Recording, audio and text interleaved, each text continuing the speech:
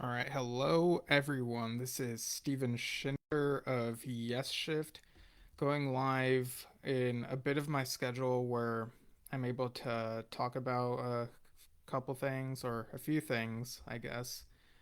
Um, yeah, so I'm gonna be talking about, well, I wasn't sure whether to call this a news edition because of how much time might be spent on things, but for the most part, I knew for sure I wanted to talk about this copy of Rio that I got in the mail. So, yeah, this is the just so everyone can see. Um, show the backside again. Trevor Rabin's new solo album. We had him on the show last month to talk about it. And yeah, so this has well, for those who are able to see the video, it's got the CD here in the front, and toward the back, you've got the Blu-ray disc. And the booklet also has like some nice paintings. I'm just flipping through it so I can give a more coherent rundown of what it's got. So you've got the lyrics, and it's very refreshing to be able to listen to this album several times already, but to have the lyrics written out in front of you and to be able to sing with full confidence that you know what the words are, like that's what I like to do when I get these, when I have the liner notes and it includes the lyrics. I love singing along to the album from start to finish, and that's what I did with this. And you also notice some things that you may not have noticed the first few listens without having the words in front of you. I noticed that in a couple songs, at least, Big Mistakes and Push, the whole idea of waking up is kind of a common theme. Um, and, when my dad and I reviewed the album, was it last week and a half ago? I don't know, time's weird.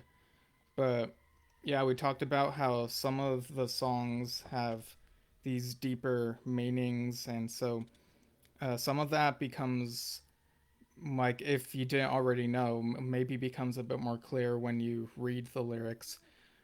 We've talked before how there are a couple songs that begin with, like, the vocals have this effect on them where it sounds kind of electric in a way. And for some, it might be difficult to understand those when they sound like that. But here, with Paradise, I'm able to understand that better. Um, as well as, with, well, Tumbleweed was already, I was able to understand that pretty well already. Um, but I feel like this time around, listening to this album and having the lyrics in front of me, it really hit me how Tumbleweed talks about, fleetingness and brevity, and it sounds kind of brief and like it fades away. Um, but yeah, being able to sing along to songs like Tondi, Goodbye, These Tears, it just adds like another layer. Got a picture of Trevor there. And Igoli, I think last time I said Goodbye could have been a good closing track to this album, but I think Igoli might be another contender for that as well. Toxic, still a good song. In fact, I think Toxic might have the most words in it. I noticed this time around in Push, there were a couple words that weren't familiar to me that much in my vocabulary, like prev- prevaricate and fulmination. So I like when songs give me something to add to my vocabulary. I think when I was a kid, that happened to me with the Yes song, Our Song from 90125. And you also got like this going on. Another picture of Trevor and another painting. This one, so there were more paintings that he did apart from the cover art. This one that looks like a flag here. It's still got that colorful abstract feel to it. And there's a signature. It makes it. It looks like So it's signed 2019. So it kind of adds context. He started working on this album in, I believe he said in the liner notes, August 2021. So some of these paintings he already had around. I think the one for Tumbleweed. Well, I should mention on the Blu-ray, when you play through all the tracks, each of them has a different painting accompanying it, as a still image. And the one for Tumbleweed, I noticed had the year 2021 at the bottom. So there's all this stuff that he had ready in his artistic arsenal, I guess you could say. There's a photo that he uses as his cover image on his Facebook page, Trevor Rabin Music. And there's a couple pages here where he talks briefly about the context for each of the tracks. And this stuff we already knew, but the most surprising thing to me that he reveals here is that for the song Toxic, there was a guitar solo that went on for a minute and a half at the end, and he accidentally wiped it. And as someone who's edited other stuff, I sympathize or empathize. Which one's the correct word? I don't know in this context, but yeah, I totally get what it's like to go through something like that. It makes you wonder, like, was the guitar solo something that he couldn't quite replicate, like something that was so lightning in a bottle, or was it tough to remember? Like, I kind of wonder. But yeah, I guess that's just some mystery that uh is there with this album. It kind of adds another feel to me knowing that this was the final track on the main track list at least. There are a few bonus tracks which, thanks to this copy that I got, I was able to listen to. And you got Trevor Rabin's list of instruments. I use this through each of the songs. And you got liner notes written by Roy Avon from the Prog Report. I wrote these back in May. So, telling the story of Trevor's journey since Yes, and, working with film scores, getting back into, working with former Yes bandmates and ARW, and then really getting into it with working on this solo album. It's great stuff. And you got the credits here in the back. But yeah, so the three bonus tracks. First one is Spec and Polly, which is some very beautiful piano accompanied by violin. The violin is done by Charlie Bisharot, who appears on the main track list as well. I read somewhere that it might be a version of a duet of piano, or duet for violin and piano. Um, I'm not super familiar with that, but it's definitely like got piano and violin on it, and it's amazing. It's instrumental. There's no vocals on this one, but there are vocals on the next bonus track, Fragile. Right here it says Fragile, and in parentheses it says demo. And reading the lyrics, I noticed that the word fragile appeared in one of these other songs, which I hadn't noticed before, a beginning of Toxic. So, and that kind of like makes me wonder if there's like a meta thing going on. Like, um, looking at the lyrics there, I was wondering, it says, this time we'll talk about fragile in a way that you want to know. And it's like, yeah, we, the fans who followed ARW, really want to know more about fragile. And for those who don't know, fragile was originally used by Trevor as part of the soundtrack in a TV show called Agent X. It was basically the end part from what I remember, sing fragile, fragile. And this version that's here on Rio, on this version of the release anyway, it sounds like it might be a different recording from the one that he played on radio that features John and Rick having added their parts to it. Because Trevor's singing, it sounds kind of different from that radio version that's circulated around. I'm not sure if it's the same exact demo that or recording that was used for the TV show, but the singing definitely sounds different from the radio version. And you hear Trevor singing parts like Earth and the Preacher, without John accompanying that.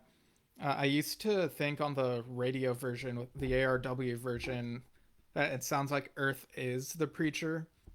I'd have to give that a listen again. I wouldn't be surprised if maybe John wanted it to say that instead. But what you figure out from listening to the demo is what exactly John and Rick added. With John, it was very much the touch, be the touch, such a secret life we live. That part. Basically, this skips over that. Like that is not part of it. Just goes straight into the next part that Trevor does. So the first time you listen to it, you notice the stuff that's missing if you've listened to the ARW version.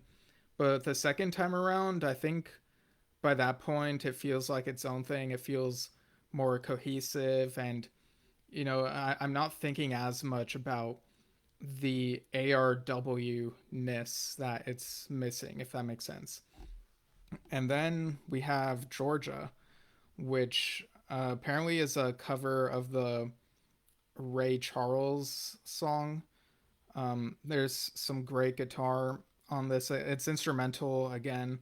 So you got Fragile sandwiched between these nice instrumental pieces. I have no complaints about the track order there. I mean, it's three songs, and yeah, I'm glad to have them on this version of the release.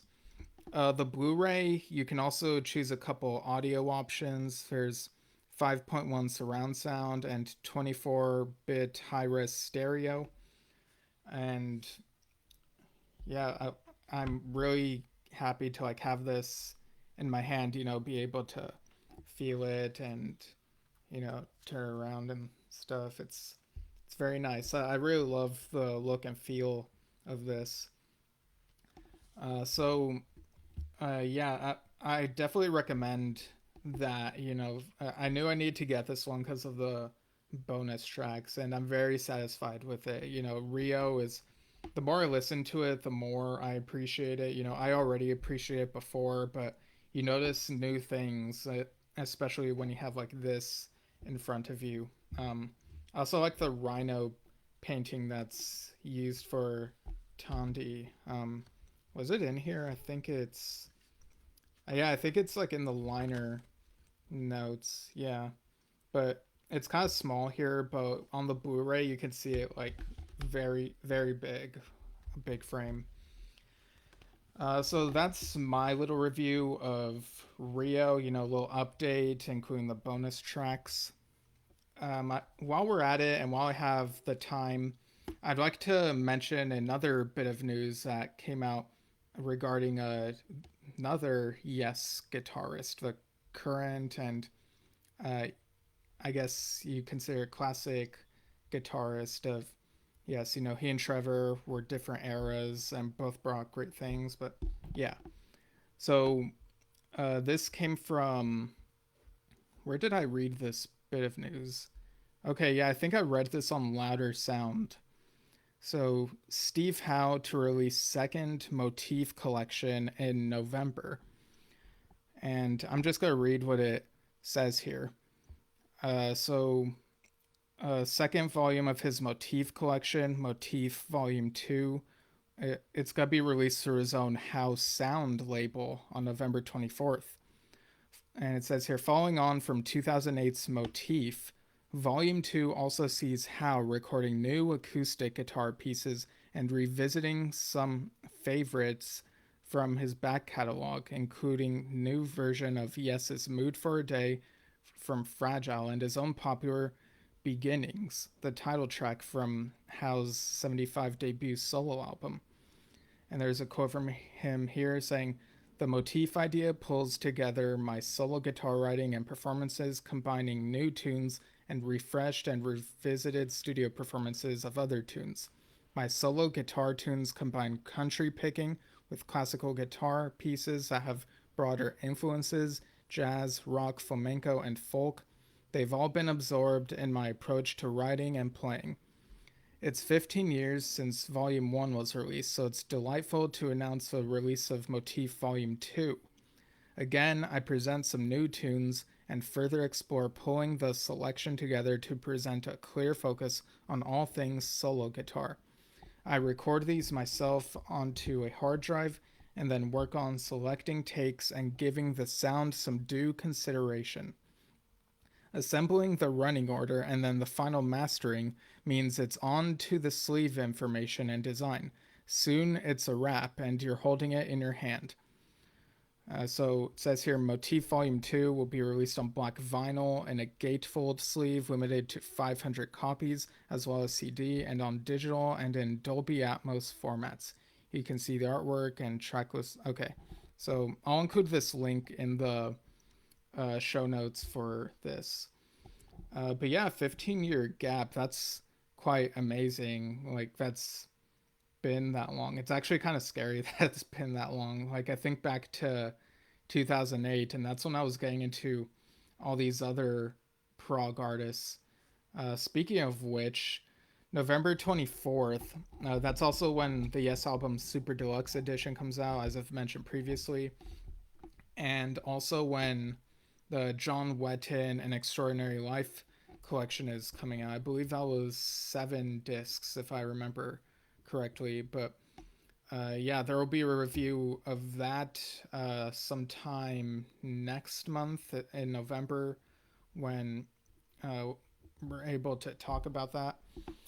And something else that I noticed is that Greg Lake, there's going to be a Greg Lake collection released on what would have been his birthday, November 10th.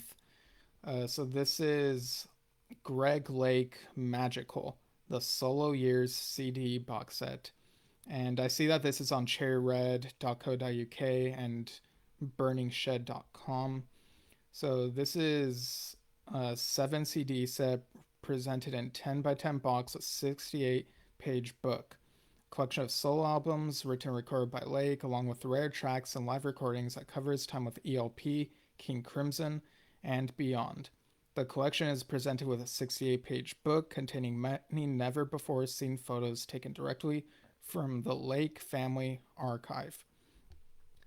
And I'm looking at the track list here, so you got, I guess they each have their own titles, these discs.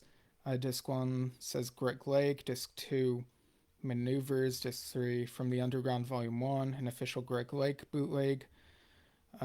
Disc 4 Underground Volume 2 Deeper into the Mind, that's another official bootleg. Disc 5 Songs of a Lifetime. Disc 6 Live in Piacenza, or Piacenza, however that's pronounced. I apologize. Disc 7 Emerson Lake Live from Manticore Hall.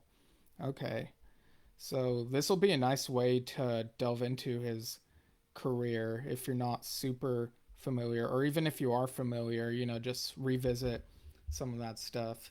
So that comes out November 10th. And speaking of Keith Emerson, there will be a review of the recently released Variations box set sometime in the near future. It's 20 discs, so I really have to absorb it, but I've heard bits of it so far, and I can tell, wow, this is great stuff here. It's really worth the listen, and very excited to listen to all 20 of these in full and get like the full breadth and scope of it. So yeah, I guess that's all that I'll talk about for now. I know there's couple other things, but might save those for the John Anderson birthday episode. So I guess I should provide an update on what the next couple broadcasts will be. So Wednesday, October 25th, 7 a.m. Pacific, 10 a.m. Eastern. We have Michael Franklin on the show once again, producer of 1000 Hands, and he's also worked with a couple other former Yes members. So that'll be another fun conversation. And then a couple hours after that, at 9 a.m. Pacific and noon Eastern, and that would be, let me think, 5 p.m. UK time for that. So for Michael Franklin, it would be 3 p.m. UK time. Um, yeah, I'm just making sure my math is right. So yeah, 7 a.m. Pacific, Michael Franklin, 9 a.m. Pacific, our John Anderson birthday episode. And for that, we ask that people send in what their ideal John Anderson solo set list would be. So try keeping it to his solo catalog, and for the encore, perhaps you could throw in your favorite John Anderson Yes song. So those are the parameters. Try to work within those. I don't know if we have a time limit, but um, I guess I'll leave that all to you. But if we do come up with a time limit, we'll post it as we share around on Facebook. So facebook.com/yesshift. We'll post about that. And yeah, and also I'm sure we'll talk about a few recent YouTube uploads. So yeah, John Anderson's gonna be 79 that day, or going into his 80th year. So that'll be something fun, reading people's set lists. So if you're not familiar with his solo work, maybe do a little dive, or if you've only heard some, maybe you can include your favorites from what you've heard. So however it feels natural to you. And then on Saturday, October 28th, we have author Stephen Lamb to talk about his book. So let me just make sure I put it in frame. So this is from the On Track series from Sonic Bond Publishing. Yes, every album, every song. So we'll talk about that and maybe a couple other Yes related things, whatever comes up in the conversation. But this is a fascinating book. We love to share our thoughts on the songs, so it's cool that he was able to put to the page his thoughts on each of the tracks. And uh, yeah, like the layout of this is really cool. So, and midway through, you get some nice photos, the cover art pictures and some lineup photos. So, uh, and yeah, I don't know. Have you read this book? Feel free to chime in that conversation. And if not, then hey, maybe this will encourage you to read the book. All right, so I think that's it for now. You can follow us via facebook.com/yesshift, and also anchor.fm/yesshift. See all the podcast platforms that we're on. And you can email us via yesshiftpodcast@gmail.com for any suggestions, feedback, or you can just chat with us. And these videos also go up on youtube.com/@yesshift after they've been broadcast on Facebook. So yeah, that's it for this update, and we'll see you all soon.